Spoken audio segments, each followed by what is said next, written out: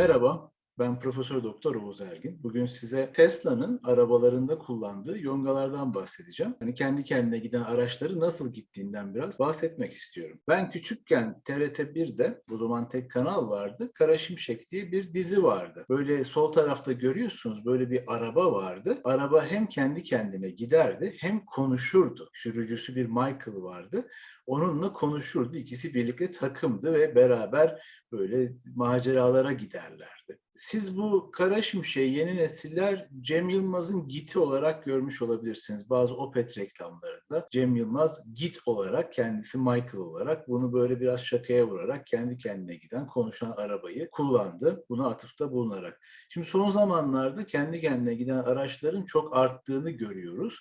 Özellikle Tesla bu işin başını çekiyor. Yani Google'ın kendi Waymo diye şirketi var. Onlar kurdu, böyle bir kendi kendine giden araba furyası başladı Amerika'nın batı kıyısında. Ama ben bugün size Tesla'nın kendi kendine giden arabasından ve bu aracı gerçekleştirmek için hayata geçirdiği işlemciden bahsedeceğim. Şimdi sağ tarafta görüyorsunuz Tesla'nın bir aracının nasıl kendi kendine gittiğini. Ben yapay zeka ile ilgili konuşurken size bundan bahsetmiştim. Aynı görüntüyü yine orada da göstermiştim. Şimdi Tesla hem kendi kendine giden arabaları yapıyor. Hani zaten daha çok elektrikli arabalar yapan bir şirket Tesla, biliyorsunuz. Son zamanlarda da bir de insansız robot yapacağını söyledi ve bunu duyurdu. Şimdi Tesla da böyle şeylere girdiği zaman kendi kendine giden araba da, robotun kendisi de yapay zeka ile ilgili bir konu. Tabii bu yapay zekayı yaptığınız zaman bugünlerde hep yapay öğrenme yöntemleri kullanıyorsunuz. İngilizcesi machine learning. Bu yapay öğrenme yöntemlerini kullanırken de bunları eğitmeniz gerekiyor. Ben yine geçmiş videolarımdan bir tanesinde Cerebras diye bir şirketin bu eğitme işlemlerini hızlandırma ile ilgili kafamızdan büyük bir yonga yaptığından da bahsetmiştim. Tesla'nın kendi hızlandırıcı Dojo projesi var. Bugün ben bu hızlandırıcı, yani yapay zeka eğitme ile ilgili yaptıkları hızlandırıcı Dojo projesinden bahsetmeyeceğim. Arabanın içine takılan yongadan veya işte kartlardan, bilgisayardan bahsedeceğim. Dojo'yu inşallah başka bir gün yine konuşuruz. Kendi kendine giden araçları hem kendi kullandığımız binek otomobilleri olarak düşünebilirsiniz, hem de tırlar. Yine ben daha önceki yapay zeka videomuzda söylemiştim. Tırlar da kendi kendine giden halde kullanılabilecekler. Amerika'nın uzun yollarında, otobanlarda böylece yorulmayan şoförler olacak. Bunu yapmak için bu araçlara birer bilgisayar takmanız gerekiyor. Araçların içerisinde bir bilgisayar olması gerekiyor. Tesla FSD diye bir bilgisayar yaptı. FSD Full Self Driving'in kısaltması. Yani kendi kendine, tamamen kendi kendine süren bir araba demek bu. Burada belki daha önce görmemişsinizdir. Nvidia'nın da bu işlerle ilgili desteklediği bazı kart tasarımları var. Kendi kart tasarımları var. Kendi kendine süren araçların kullanması için bir kart tasarımı var. Yani birazdan anlatacağım bu konuyu.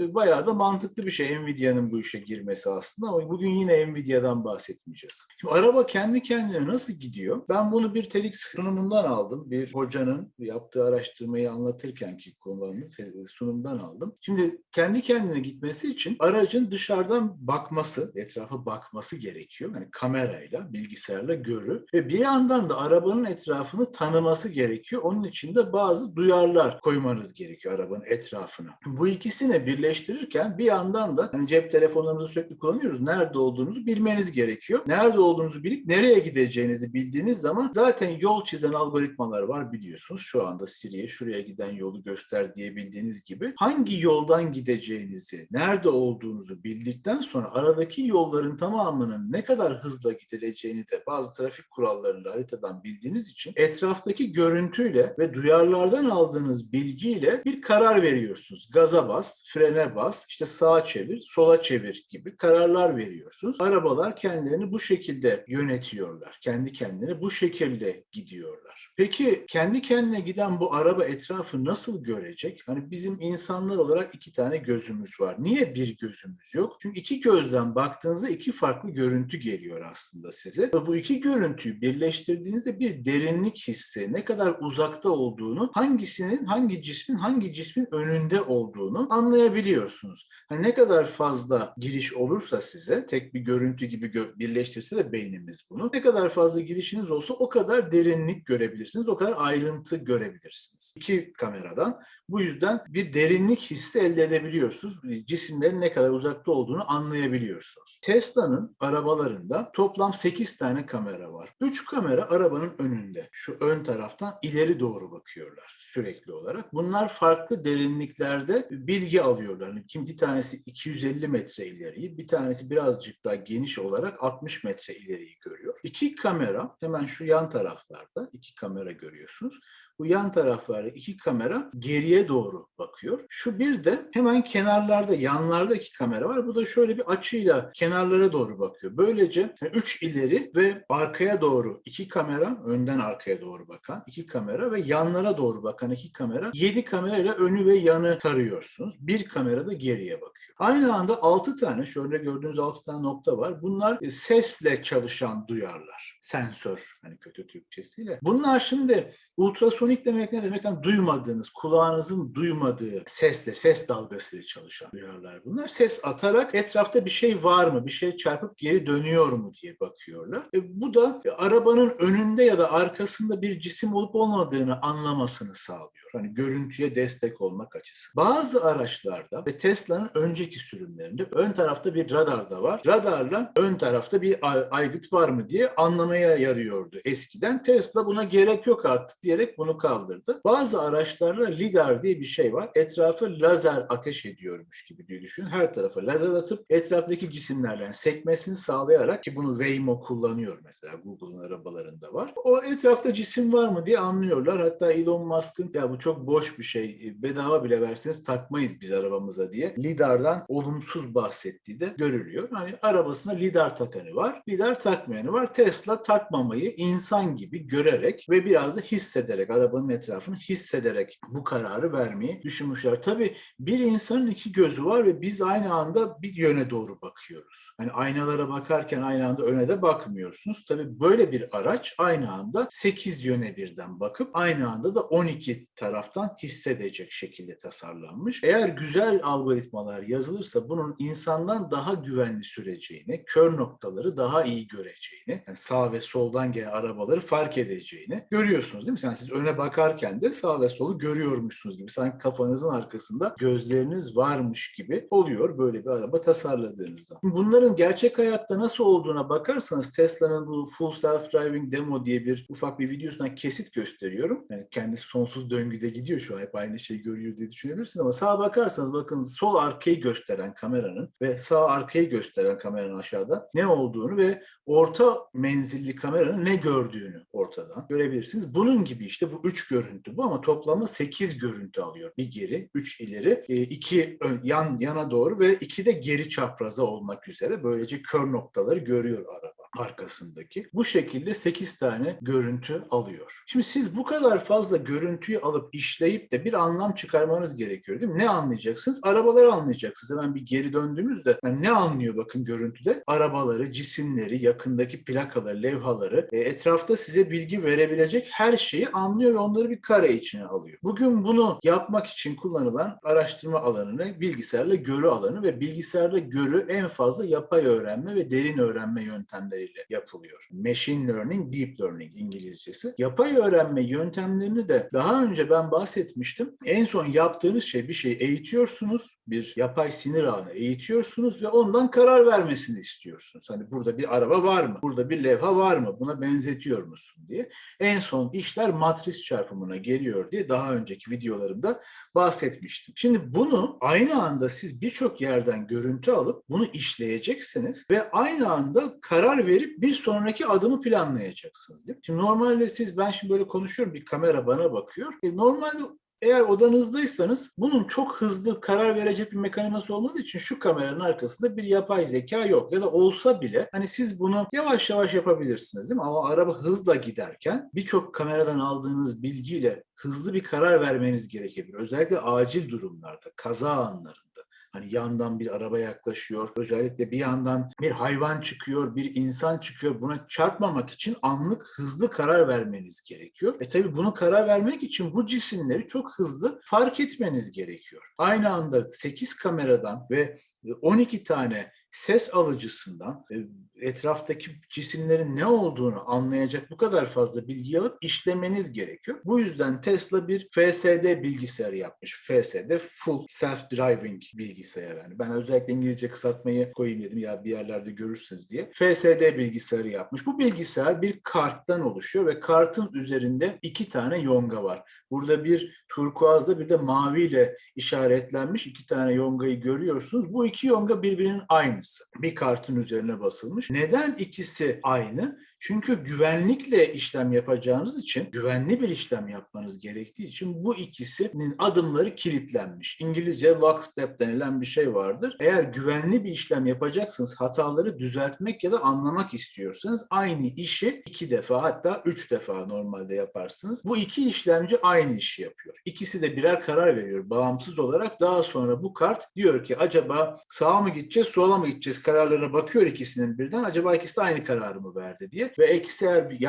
farklı karar veriyorlarsa bu kararı uygulamıyor. Güvenlikli olsun diye. Böyle 2 tane yongayı aynı kart üzerinde aynı işlemleri yapacak şekilde konumlandırmışlar. Bu yongalarda 6 milyar transistör var bir tanesinde. Kendi yongasını tasarlamış Tesla bunun için. Gidip Nvidia'dan bir grafik işlemcisi ya da onların altyapısını kullanmıyor. Kendi yongasını tasarlamış ve 36 wattlık bir TDP'si var. TDP Thermal Design Power. Hani kaç wattı çekecek şekilde tasarlandı bu yonga diye düşünürseniz soğutma çözümünün ne kadar kapsamlı olacağını belirleyen bir şey. 36 watt çeken bir alet diye düşünebilirsiniz bunu. 260 milimetre karede bir yonga alanı var. Çok küçük bir yonga değil bu. Yani oldukça büyük de diye de düşünülebilir. Şimdi bunu arabanın torpido gözü gibi sağ tarafta bir yere takıyorsunuz. O ekranın arkasında bir yere takılıyor bilgisayar ve şimdi biraz ısındığı için bunlar ikisi beraber işte 70 watt çekiyor. Bayağı ciddi güç çekiyor diye. Ve arabanın içi de kendisi de sıcak olduğu için kapalı bir alanda bu bilgisayarı çalıştırdığınız için üzerine 2 tane böyle büyük pervane koymuşlar. Bunlar dönüp aleti soğutmak için kullanılıyor. İçine bakarsak ne var peki? Bu yonganın içine ne konmuş? Bu yonganın içine sağ tarafta Quad A72 görüyorsunuz. Bunlar ARM çekirdekleri, ARM işlemcileri. ARM Cortex A72. Şimdi her bir Quad denmesine 4 tane çekirdek var. Her bir kutunun burada gördüğünüz her bir kutunun içinde 4 çekirdek var. 12 tane işlemci çekirdeği var. Neden böyle? Çünkü siz aynı anda birçok şey bakmak zorundasınız. Yani arkadan araba geliyor mu? Hani size hızla biri yaklaşıyorsa Tesla şöyle bir şey yapmış. Hızlı bir şekilde kaçıyor arabadan. Yani hızlı bir şekilde ileriye doğru giderek arkada olan bir kazayı da fark edip buna önlem alabiliyor. Bunun videolarını görebilirsiniz yine YouTube'da. Başka bir şey önünüzden böyle bir şey geçti durmak, hızlı bir şekilde durmak ya da hızlı bir ani hareket yapmak. Her tarafı izliyor ya. Tabii izlemeniz gereken birçok durum var. Bunlar paralel programlar gibi düşünebilirsiniz. Aynı anda çalışan. Tabii bunlar değişik çekirdeklerde çalışsalar iyi olur değil mi? Şimdi bu gördüğünüz şey aynı zamanda bir bilgisayar. Tüm arabayı bu yönetiyor. O yüzden arabanın içinde gördüğünüz ekranı da bu yönetiyor bir yandan. Bir bilgisayar oraya bağlanan ama tüm kameralar da bu bilgisayara bağlı. Şimdi görüntüler geliyor. Görüntüleri değişik çözünürlüklere ayırıyorlar. Düşük çözünürlüklü, orta çözünürlüklü, yüksek çözünürlüklü diye değişik çözünürlüklere ayırıyorlar. Yüksek çözünürlükte de az kare bakıp düşük çözünürlükte çok kareye bakıyorlar. Daha fazla birim saniye daha fazla kareye bakıyorlar. Şimdi bunun için değişik görüntü işleme yöntemleri kullanacaklar ya gönderip aşağıda NPU diye gördüğünüz yapay sinir ağından oluşan kocaman 2 tane yonga var. Şimdi ben bunu biraz sonra size göstereceğim. Bu yan taraftakiler hepsi bellek. Şu gördüklerinizin tamamı bellek. Burada aslında yaptığı şey şu kocaman şeyin yaptığı şey matris çarpmak. Matrisi niye çarpıyor? Görüntü işleme için. Hani görüntüde araba var mı? İnsan var mı? Hayvan var mı? Orada bir tabela var mı? Yani dur işareti var mı? Duralım mı? Durmayalım mı? Bunu fark etmek için görüntü işleme yapıyor ve bunun içine sürekli matris çarpıyor. Bu sol üst köşede bir giriş, görüntü sinyal işleme girişi var. Buradan giriyor ve video encoder diye bir şey görüyorsunuz. Burada H265 diye bir video kodeki var biliyorsunuzdur yeni bir şey. Onu hızlandırmak, onu çözmek için kullandıkları ve bir sürü grafik işlemcileri var burada. Hem gördüğünüz şeylere grafiği basmak için sizin arabada giderken bir ekranı var ya arabanın içerisinde Tesla'nın oraya bir görüntü basmak için hem de bu görüntü işlemeyi hızlandırmak, yani dışarıdan gelen görüntü işlemeyi hızlandırmak için kullandıkları birçok grafik çekirdeği var. Görüyorsunuz ki biz bunun aynısını Apple'ın M1'ini anlatırken, M1 Max'ı anlatırken de söylemiştik. Orada da çok fazla grafik işlemcisi, orada da çok fazla yapay öğrenme hızlandırıcı Yonga vardı. Buradaki yapay öğrenme hızlandırıcının Yonga'nın çok büyük bir kısmını tuttuğunu, Apple'la kıyasla çok büyük bir kısmını tuttuğunu görüyorsunuz. Yani Apple'a daha çok grafik işlemcisi büyük bir alan tutuyordu. Burada ise en fazla yapılan şey matris çarpımı olduğu için, ki matris şöyle küçücük bir yerle çarpılıyor aslında şurada.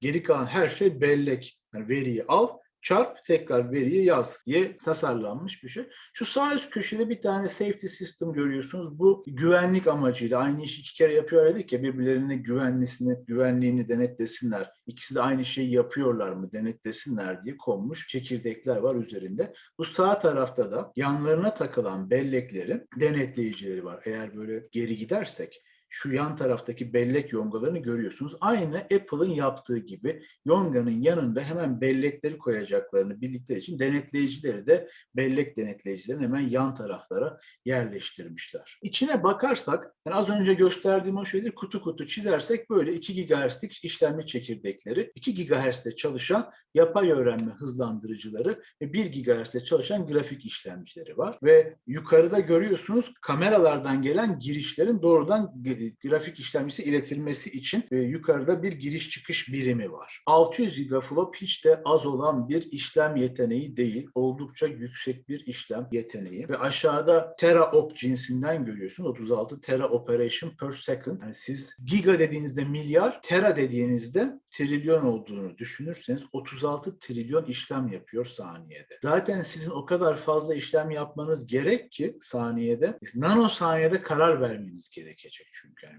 milisaniyede bir karar vereceksiniz. Eğer bu yongalar yeterince güçlü ve hızlı olurlarsa insandan daha hızlı refleks verebilirler. Çünkü insanlar biliyorsunuz ki hani dalabiliyor, hani bazen düşünemeyebiliyor, yanında birisi onun dikkatini dağıtabiliyor. Artık böyle sistemlerle bunların önüne geçileceğini de görüyoruz. Bu sistem nasıl çalışıyor? Özellikle burada şeyi büyüttüm ben. Bu yapay sinir ağlarını kullanarak bir işlem birimi konmuş içerisine. Bir sürü esrem bit hücresi var. Yani bunları çok büyük teknolojide düşünmeyin. Arka arkaya konmuş 2 tane değil kapısından oluşan bir hücre, bir bit saklıyor aslında. Bu bellek. Bütün bu gördüğünüz kırmızı kısım bellek. MAC'de multiplier accumulator'dan geliyor. Hani çarp biriktir, çarp biriktir. MAC diyor ya orada, hani bu bildiğiniz MAC adresi gibi şeyler değil. Çarp biriktir. Ondan sonra yukarıya doğru o write buffer dediğiniz tekrar geri güncelle. Tekrar geri güncelle. Yapacağın işi yap, tekrar geri güncelle. Hani götür veri yaz. Çünkü çarpımların toplamları bir yerlere yazacaksınız. Tekrar kullanacaksınız çünkü bunları, değil mi? Hani yapay sinir ağında. Bütün aradaki o sarı alanda bu bellekle olan bağlantı. Yani küçücük bir çarpma, toplama birimi yaptınız. Etrafta da bir sürü 32 megabaytlık bir ön bellek gibi bir şey koydunuz aslında. Ne saklıyor bu? Ağırlıkları saklıyor. Bu yapay sinir ağlarında daha önce bahsetmiştik. Bu ağırlıkları saklıyor. O ağırlıklarla bir şeyleri çarpıp sonuç buluyor. Çarpıp sonuç bulup onu güncelleyecek tekrar. Tabii buradaki ağırlıklar araba gelirken sabit geliyor benim anladığım kadarıyla. Hani bu böyle araba kendi kendine öğreniyor diye düşünmeyin. Daha önceden eğitilmiş bir yapay zeka, yapay sinir ağı var. Buradaki ağırlıklar eğitilmiş ve arabanın içine konmuş. Hani canlı olarak araba kendi kendine öğrenip de bunları da güncellemiyor diye anlıyorum. Sabit olarak derlenip bu yonganın içine yapıştırılmış ve oradan okuyor bu ağları. Tabii bu ağırlıkları eğer esrem olduğu için siz elektriği kapattığınız zaman gidecek tabii bunun içerisindeki bilgiler. Her defasında tekrar yükleyeceğiniz için ağırlıkları güncelleme alabilirsiniz. Bu yapay zekayı geliştirebilirsiniz daha sonrasında. Şimdi Tesla yakın zamanda bir de insansı robot yapacağını açıkladı. Şimdi insansı robotu ben daha önce yine bahsettiğim bir şeydi. Bu hani 1.72 tam benim kadar boyda bir robot yapacaklar ve ev içerisinde bazı işlemler için bunların kullanılacağını söylüyorlar. Yani tehlikeli işleri bu yapsın. Evde işte su getir deyince getirsin gibi. Ama asıl ilginç olanı ne? Bu araba için yaptığı, kendi kendine gitmesi için, arabanın kendi kendine gitmesi için yaptığı bilgisayarı aynen bu insansı robotta kullanacaklarını söylediler. Yani bu sağ taraflarında başka bilgiler de var bu karenin gördüklerini ama ben özellikle FSD Computer yazan kısmı aldım. İçine bunu koyacaklarını gösterdikleri kısmı aldım. Bu yongayı, bu bilgisayarı aynı şekilde insansı robotun içine takacak. Bu ne demek? Demek ki bu insansı robot da eğitilecek, etrafındaki görüntüleri anlayacak, çarpmasın etrafa, bazı şeyleri yapmasın diye eğitilecek ve içine indirilecek. Böylece robot öğrenebilecek, yani öğrenebilecek demeyelim, daha önce öğretilmiş olan bu robot karşısına gelen yeni cisimlerde, yeni öğeleri